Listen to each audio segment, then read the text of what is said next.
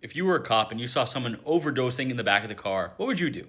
One cop in Oregon from the Coos Bay Department decided to send intimate texts to his lover and let the guy die in the back seat. On top of that, he also scrolled on TikTok, so maybe he's gonna see my video, but now a wrongful death lawsuit has been filed against the police department and the individual. They went through the cop's phone, they found intimate texts talking about snuggling and all that stuff, and then him just scrolling on TikTok. He left the guy in the car while he was in the police station too. All the while, 33-year-old Nathan Smith was suffering from a meth overdose in the back seat. He was actively suffering from an overdose when he got arrested, and instead of getting this guy medical attention, they drove to the police station and then hopped out the car to do whatever.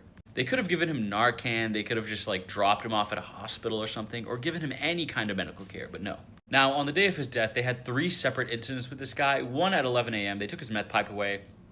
That's good, get him off the drugs. At 3 p.m., a business called them for disorderly conduct. They warned him again. They were giving this guy some leeway, so, that's fine, Then at 5 p.m., they found him on the side of the road, all barely even conscious on his back, and they decided to arrest him. He couldn't even breathe in the body cam footage. His eyes were closed, he was struggling to breathe, and they decided to arrest the guy. I think that is where the biggest problem that I have arises, because instead of getting him help like he clearly needs, he's on the floor, you're gonna arrest a dude that's barely able to move or breathe or do anything. Now, they did try to administer Narcan, but way too late. Honestly, they should have done it at the scene like they're usually trained to do. They waited until the guy was basically like 99% dead. His external temperature was 107 degrees. Eventually, he would undergo cardiac arrest and die there. Initially, the cops did the right thing by, getting the meth away from him, getting him away from the business when he was being disorderly.